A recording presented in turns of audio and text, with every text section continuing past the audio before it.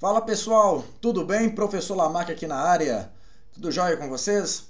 Pessoal, hoje nós vamos iniciar aqui nossa aula 14, falando aí sobre o Brasil Império, ok? Não deixe de inscrever no canal, registre aí sua presença, dá o like, compartilha e bora pra lá que o Enem se aproxima. Galera, é o seguinte, na nossa aula nós vamos dividir nesse exato momento em três momentos. Período joanino, a gente vai falar do primeiro reinado e do período regencial, beleza? Então a gente vai tratar de temas aqui que são muito amplos e que a gente vai ter que ter muita atenção porque são temas extremamente importantes. O que é o período joanino? A gente entende o período joanino como o período em que a família real portuguesa ela acaba vindo para o Brasil vítima lá das invasões napoleônicas, beleza? Lembra dessa aula lá na Idade Contemporânea que vocês vão entender bem. Então Napoleão promoveu uma série de invasões na Europa e acabou Portugal sendo vítima dessas invasões. Então, Portugal não adere ao bloqueio continental estabelecido por Napoleão, né? Vai lá na aula. Então, quando a família real decide vir para o Brasil, algumas coisas aqui são muito importantes para nós. Principalmente ao chegar aqui no Brasil, vários tratados vão ser assinados pelos portugueses, porque quem escolta os portugueses até aqui são os ingleses. Então pega essa visão aí. Então os ingleses têm muita participação nessa história justamente por eles escoltarem e em troca, claro, os ingleses querem benefícios econômicos, querem benefícios comerciais. Por exemplo, em 1808, os portugueses assinam aí a abertura dos portos, promovendo o quê? A livre circulação de produtos de outras nações e com benefícios alfandegários aos produtos ingleses. Lá em 1810 também nós temos tratado de comércio com a Inglaterra, tratado de aliança e amizade, né? Isso sempre vai ser em benefício aos ingleses com seus produtos aqui cada vez mais presentes.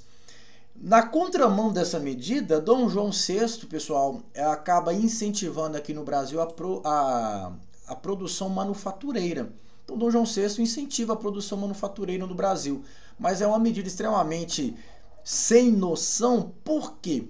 Porque como eu incentivo a produção manufatureira se eu estou abrindo o mercado para os produtos ingleses, né? Mas, enfim, isso não é papo para a gente discutir agora. Outra medida interessante é o Tratado de Comércio e Navegação, dando liberdade comercial para os rios brasileiros para que os ingleses fizessem comércio aqui.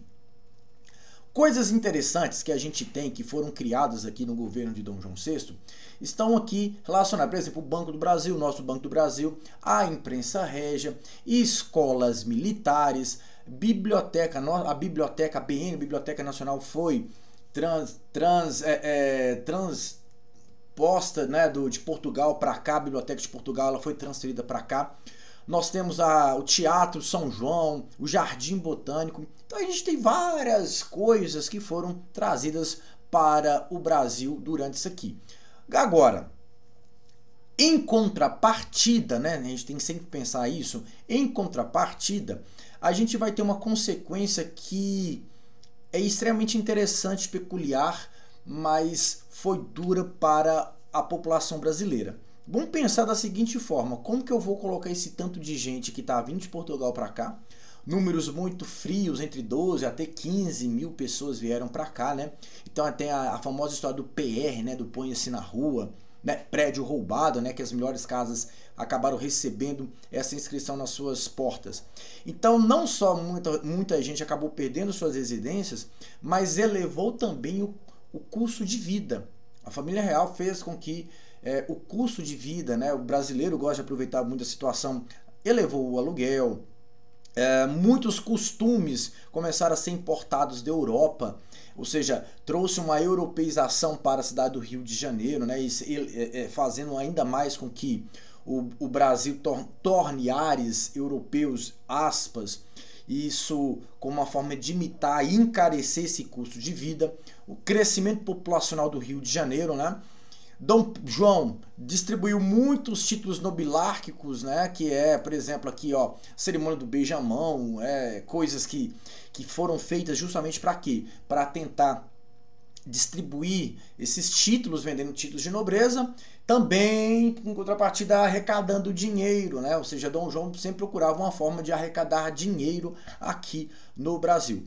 Agora, gente, passado os anos, né? E eles chegaram aqui no Brasil em 1808, passados os anos, quando chega lá em 1815, depois que Napoleão acabou sendo derrotado definitivamente, nós temos o Congresso de Viena. Lembra disso aí? Congresso de Viena, que tinha como fundamento restaurar a Europa que existia antes da Revolução Francesa. Então era restaurar trono, era restaurar reis, restaurar territórios que foram tomados ali por Napoleão. E aí a gente tem que fazer o questionamento, né? Então, se era para restaurar tudo isso, Dom João, então, ele teria que então voltar para Portugal, certo? Errado, porque ele não volta. Então, em 1815, né, ele acaba fazendo o quê? Ele vai elevar o Brasil à categoria de Reino Unido. Para ele não precisar voltar para o Brasil, ele eleva o Brasil à categoria de Reino Unido, né, a Portugal e Algarves. Então, quer dizer que o Brasil passa a ser sede do Reino de Portugal. Outra coisa importante que a gente tem que pensar também é que com a vinda da família real, a gente tem um fim do Pacto Colonial. O Pacto Colonial ele é extinto. É extinto por quê? Ora, se a metrópole, o rei, né, a rainha não estão lá, então onde eles estão? Estão aqui. Então a relação do Pacto Colonial ela vai ser extinta, né, com a abertura dos portos.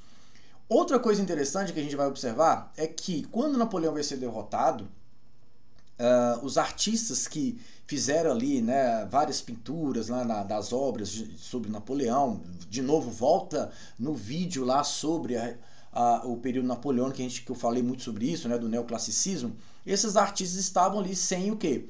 Sem emprego. Então Dom João resolveu fazer o seguinte: eu vou contratar esses caras que fizeram tantas obras para Napoleão e vou fazer esses caras aqui retratar o Brasil, retratar o que é o cotidiano do Brasil. Então foi aí que veio o Debré, Montigny, Taunay, o Le Breton. Então esses caras, né, dentre outros, inclusive naturalistas, vieram para cá justamente para quê? Para tentar retratar um pouco da história do Brasil. Exatamente isso, retratar a história do Brasil.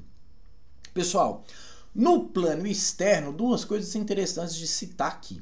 1807, logo, né, um ano até antes deles chegarem, há um envio de tropas a mando de Dom João VI à Guiana Francesa, né? Ou seja, invadem a Guiana Francesa para quê? Para assegurar o controle do território francês aqui. Não invadiu o território português lá? Então vou invadir o território francês aqui.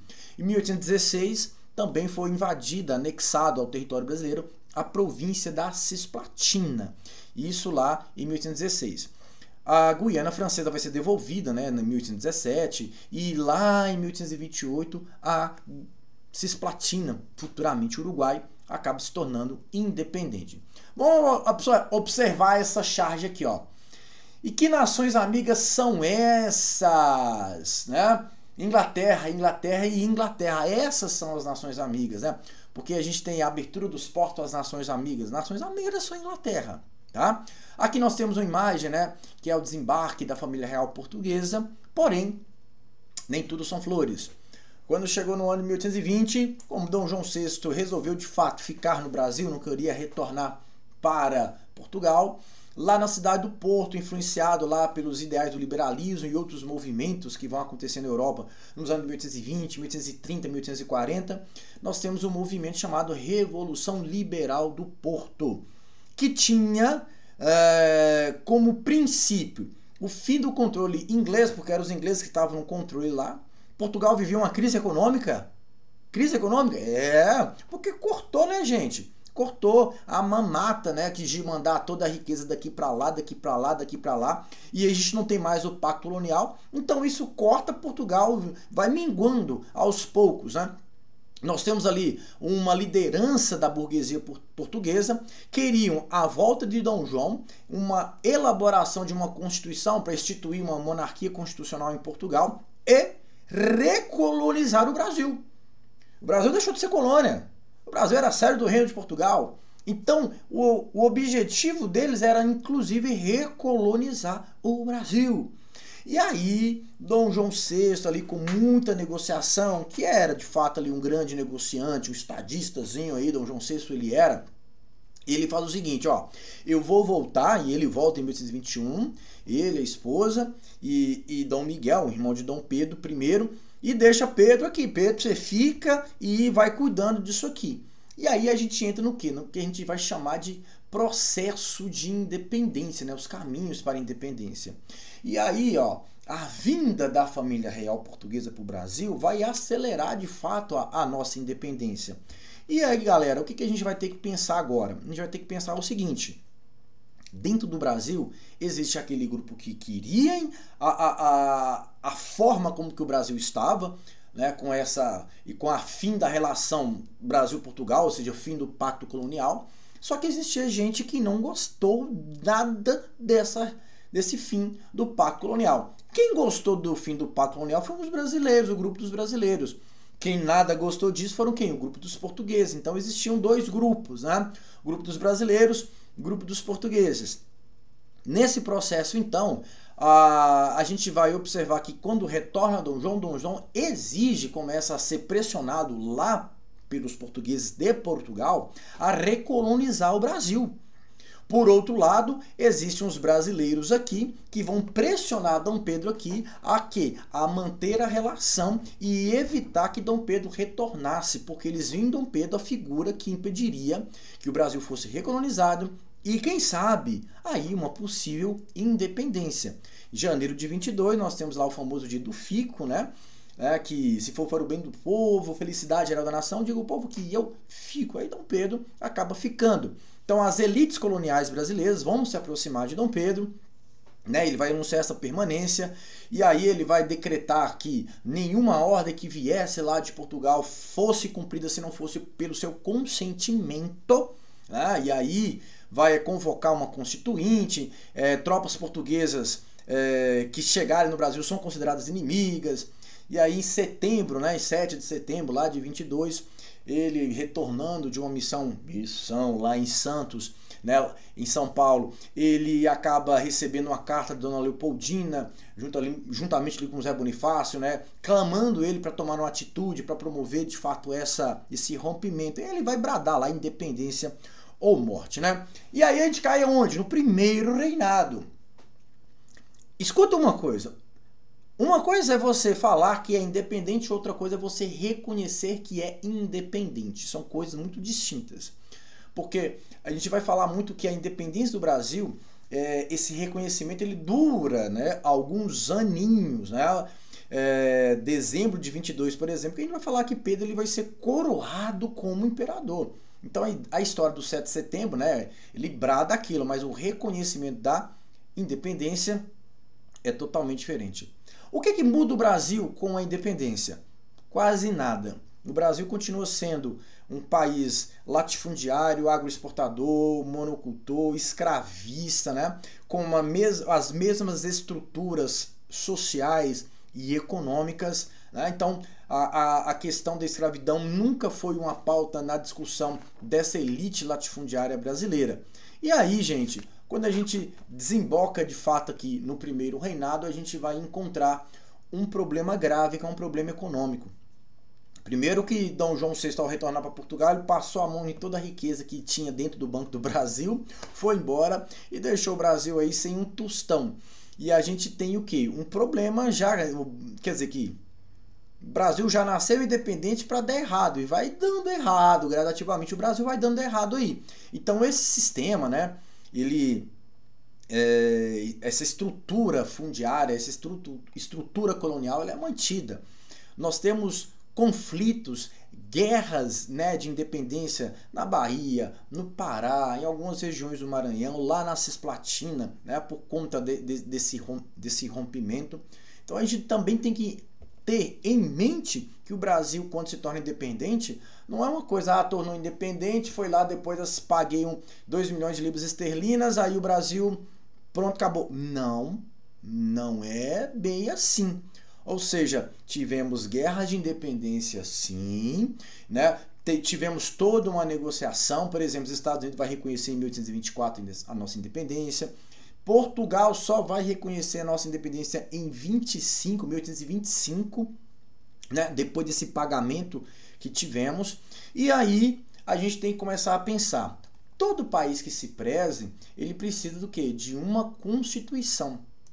Então nós temos aqui a Constituição de 1824, que é a Constituição, a nossa primeira Constituição. Antes da de 24, nós tivemos um pré-projeto que não foi aprovado por Dom Pedro, que é a Constituição da Mandioca, como ela foi chamada, né? Que tinha ali como fundamento uma limitação dos poderes de Dom Pedro, e aí Dom Pedro não concordou nada com a proposta da Constituição de 23, né?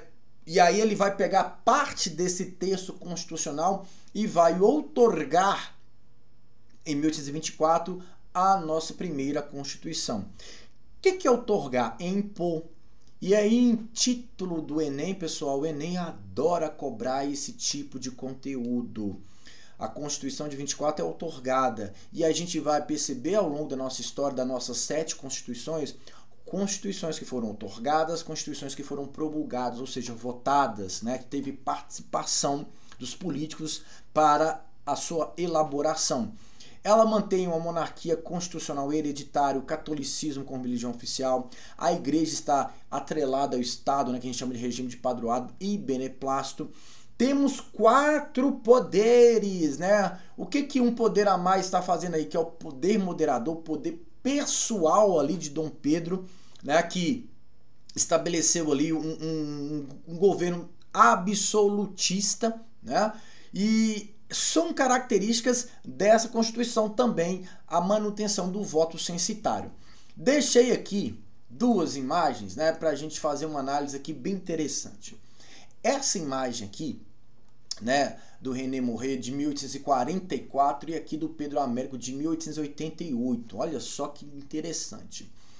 Qual dessas 2 imagens você conhece ou você tem mais familiaridade com a tela? Essa ou essa?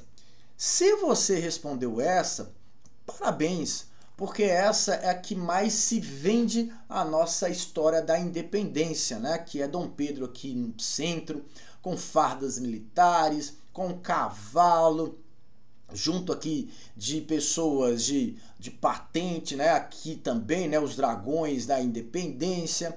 Aqui a gente vê uma população,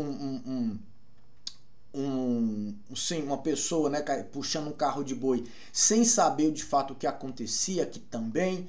É uma casinha muito simples aqui. Então a gente tem esse ar aqui de Dom Pedro às margens do Ipiranga, bradando independência ou morte.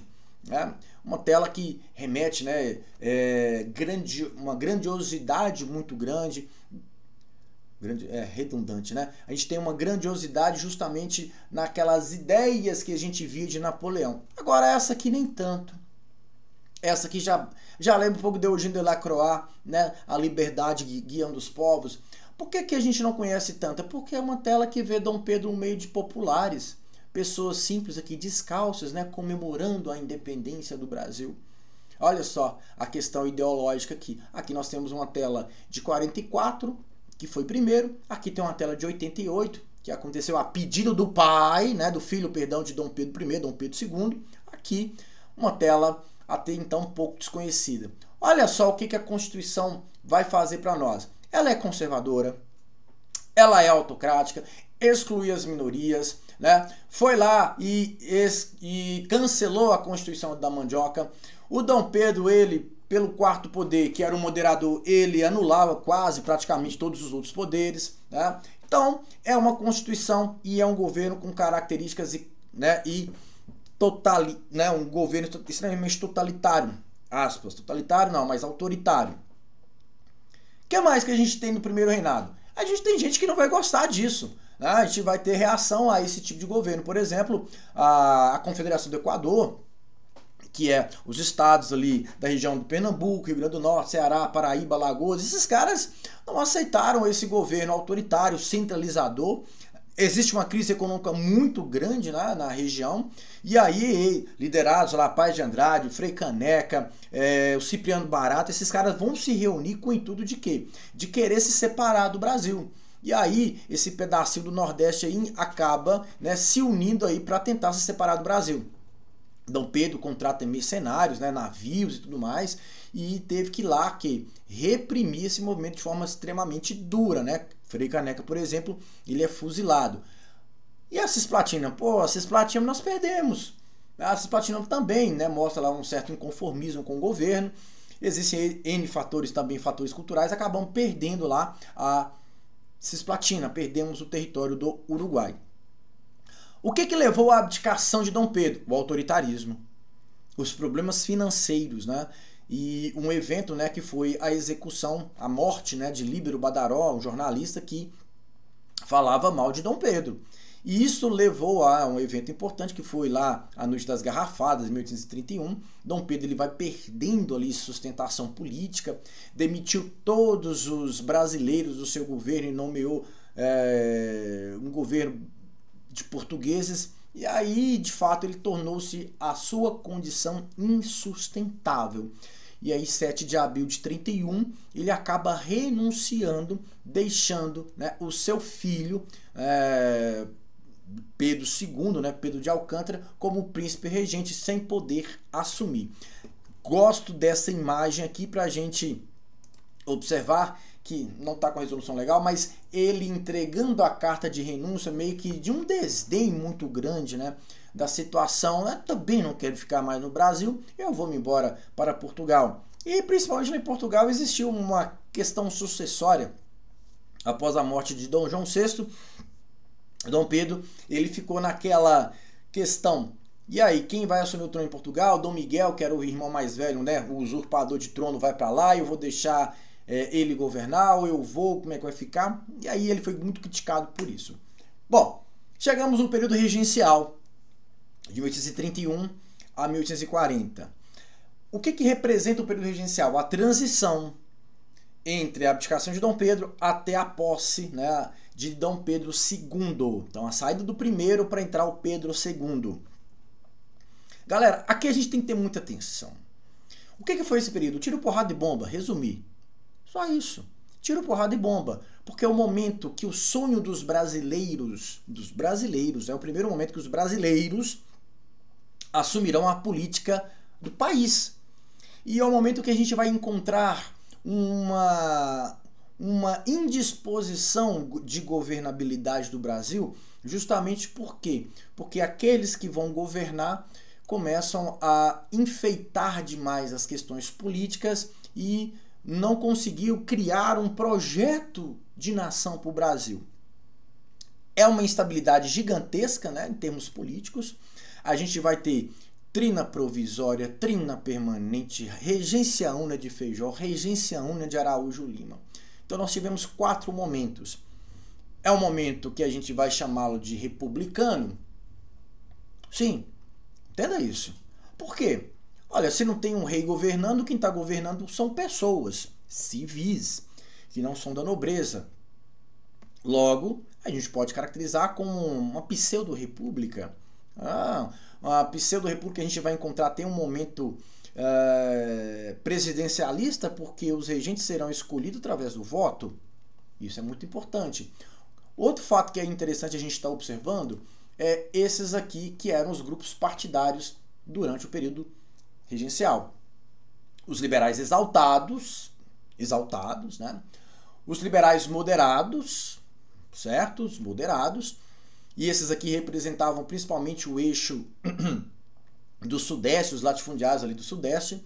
E aqui nós temos os restauradores. Os restauradores que defendem, né, o governo lá de Dom Pedro I. Então esses eram os 3 grupos que a gente vai observar. Porém, ao decorrer de todo o período do primeiro reinado, observamos que esses grupos eles vão canalizar em apenas 2, que a gente vai chamar de progressistas e regressistas. Então, ao longo do período regencial, esses grupos vão receber essas alcunhas, progressistas ou regressistas. Por exemplo, os moderados eram chamados de chimangos, né? Os exaltados eram os farroupilhas ou jurujubas, né? Isso não é algo que o Enem acaba cobrando dos senhores. Bom, o que vai mudar aqui? A gente não muda muita coisa, viu, gente? Durante o período regencial não se tem muita coisa. Continua o poder na mão da elite latifundiária brasileira. Aqui a gente vai ter alguns pontos importantes, por exemplo, a criação da Guarda Nacional, em 1831, pelo padre Diogo Feijó. A Guarda Nacional, ela vai ser criada, guarda, ela é criada para proteger a elite latifundiária brasileira, tá? Essa elite tinha eles, a guarda, como um escudo de quem? Da população, beleza? Esses membros da guarda, né, vão ser chamados de coronéis, por isso lá na frente a gente vai chamar de coronelismo, aquele evento que vai acontecer no Nordeste e outras partes do Brasil a partir dos anos 10, 20, né, final do 19 também, a gente vai encontrar isso também. Criação do Código do Processo Criminal, que tenta descentralizar o poder que estava na mão basicamente daqueles que governavam o Brasil, ou seja, tentar dar mais autonomia aos estados.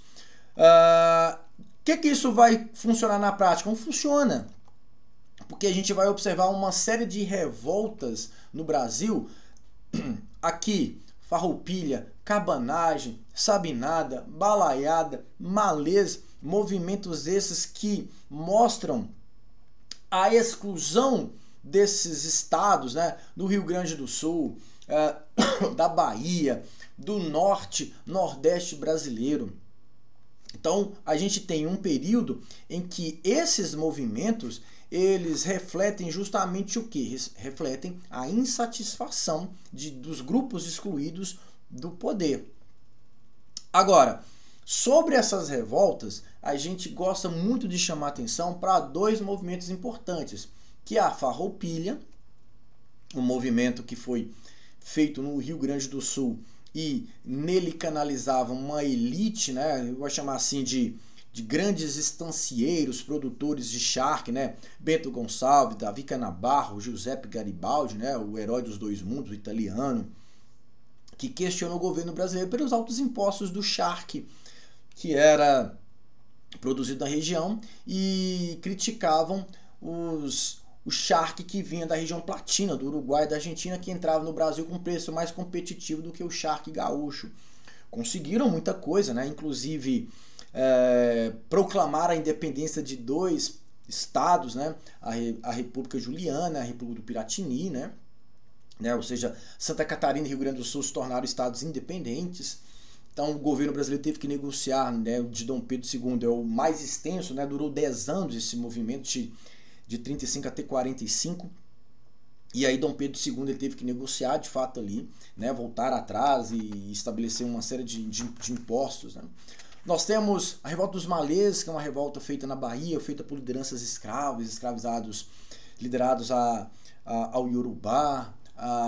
Então a gente tem aqui algumas coisas que são muito peculiares na Revolta dos Malês, justamente por isso, por ser um movimento que foi liderado ali por escravizados, né.